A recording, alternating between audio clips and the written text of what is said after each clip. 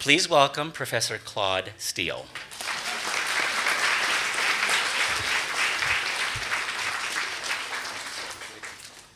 Thank you, Scott. It's a great pleasure to be here and see all these youthful faces. I am Matthew's papa, and that's my greatest distinction in life.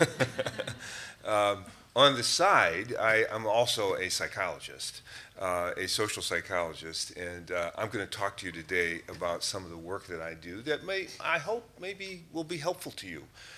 Get you thinking about a few things and maybe be of some help to you. A social psychologist, a particular kind of psychologist, we study how other people affect us. How does our family affect us? How does our school, our friends? What kind of an effect do they have on us? Do they affect how we feel, how we think about things, how we think about ourselves, how motivated we are in certain ways, how we perform sometimes, how we achieve? What kinds of effects do other people have on us? That's the kind of research, that's the kind of work that social psychologists do, and we're trying to understand those things. And one of the things that my research in particular has focused on is a question of, do stereotypes about our groups, about the identities we have, the groups that we're a part of, do those have an effect on us? And if they do have an effect on us, are there things that we can do to overcome those effects or to take advantage of those effects? That's the work that I do. How do stereotypes affect us? Now, what is a stereotype? Well, a stereotype is sort of an idea out there about a group. It associates things with a group. So, for example, boys are aggressive. Girls don't like math. Those would be stereotypes. Those are ideas about groups of people. And whether they're true of you as a member of that group, that's not necessarily true. But the idea of groups, things that are associated with groups, that's what a stereotype is. So the question that we ask is, when you're in a situation or you're doing something where a stereotype about one of your groups might be applied to you, does it have an effect on you? Does it affect how you feel about yourself? Does it affect your motivation? What kinds of effects does it have? And if it has effects, as I say, are there things that we can do about them that would overcome effects that we don't want to have? That's the work that I do. I've got a couple of stories that I'll tell you that illustrates the idea of stereotype threat and in the end illustrates what people can do to overcome those effects. The story is two people. One is named Leo Sutro. Leo Sutro, an interesting name. And he was, I'll begin his story when he was in the third grade.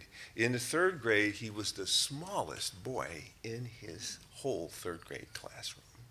And yet, he really wanted to be an athlete. One of the things that most interested him in life was being an athlete. He read books about athletes. He went to games, football games, basketball games. He was a real enthusiast. But he was small, and he worried that because he was small, people might not think he would be a good athlete.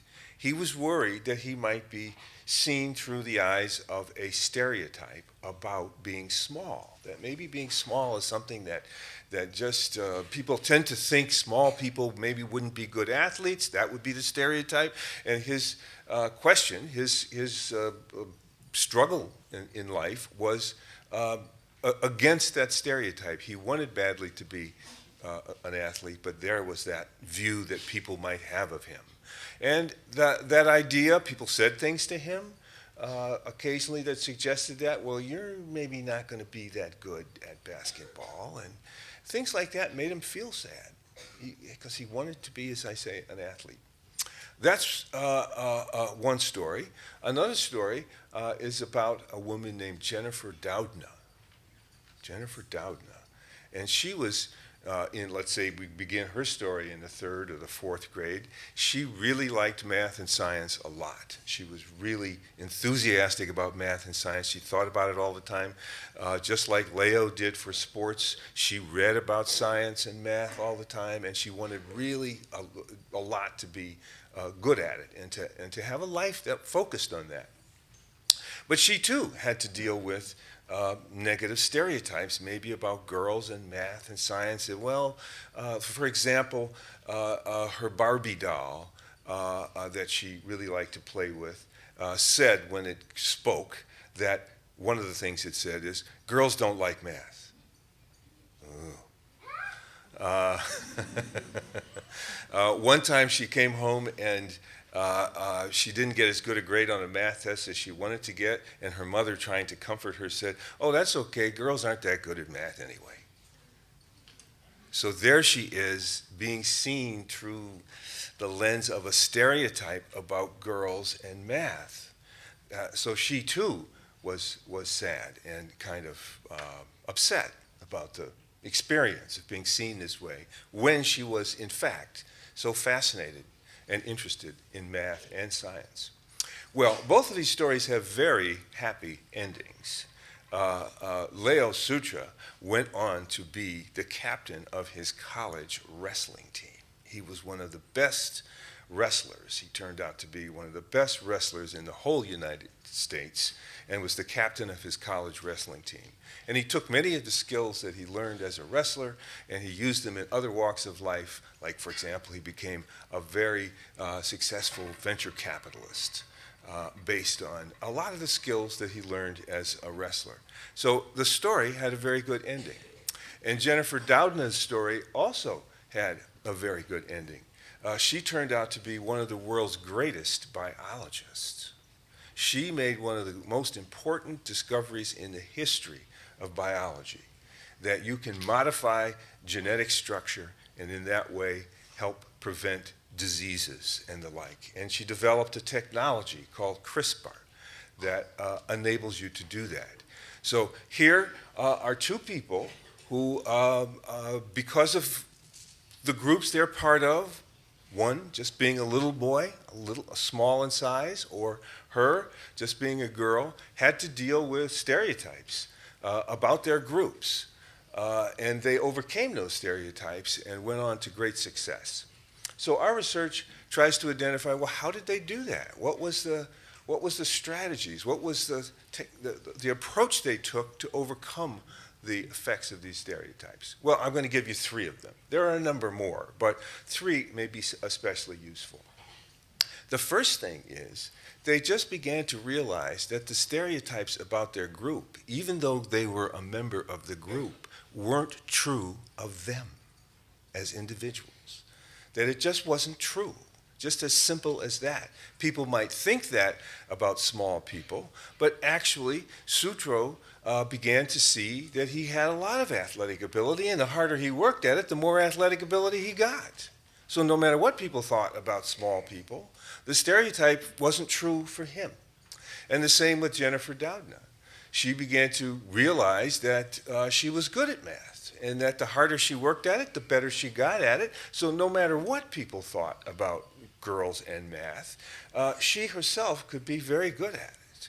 So that's the first thing that they realized, is that you don't have to believe everything people think about you.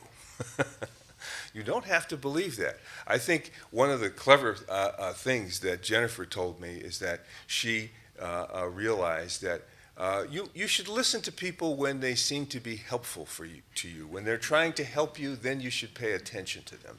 But when they're just judging you, not so much. So that's a good rule of thumb. The other strategy that they both used to overcome the pressure of the stereotypes they faced was that they recognized that the harder they worked at things, the better they got. That their abilities could grow and get bigger, and they could get better and better and better. And that if they worked hard and they listened to people who were dedicated to helping them, they could get really, really good at things. They could just see that. You've probably seen a little bit of that in your own experience. I mean, some of you who, let's say you're a third grader, well, there was a time probably not too long ago when reading, you just were beginning to learn it. But now you can read pretty well. You can see that you got better at it. The same with math, arithmetic. That you learn it, you get better and better at it. That the more you work at things, the better at things you get. So they realize that no matter what people thought about them based on their being in a group, they could still apply themselves and get better and better and better at what they do. That was a big thing for them. And then the third thing is realizing that if you worked, you could get better at things. They got really persistent. They hung in there. They kept working, even when they had setbacks, and even when things didn't work, and even when they got a bad grade, or even when they lost a wrestling match. They would come right back because they knew that once that happened, you could just apply yourself more and you could get better and better at it. So having frustration and failure and upset, those things didn't hurt them, didn't deter them as much as you might think, because they realized at base that they could get better and better at things. So those are three lessons that I think are useful and important in thinking about how people judge you and whether they're judging you on the basis of a stereotype about who you are or not. You don't really have to believe that the stereotype is true of you. That's one thing. And you should learn that when people are trying to help you, that's a good time to listen to them. But when they're just trying to judge you, you don't have to, take that as seriously. The other thing is to realize that you can get better at things, that your abilities grow and grow and grow the more you work on them. Everybody who you love and admire them for what they did, every one of them really learned that basic fact, that working hard at things is the thing that really makes you good at things. And persistence, that in the face of frustration and setback, and maybe you didn't do as well as you thought on this particular day or that particular day, remember, you can get better at things. Those things are all very important lessons. And I suppose I can end by saying if you apply those, you can be good at anything. Thank you.